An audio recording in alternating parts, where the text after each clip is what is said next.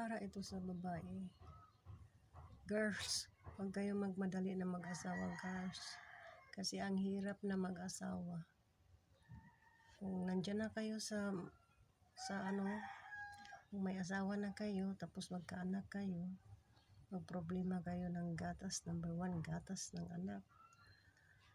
Magkasakit, puyag-puyag, magkasakit ang anak ninyo. Problema na din. Tapos wala kayong trabaho. Makaasa lang kayo sa inyong parents. Paano kung mahirap din ang inyong parents?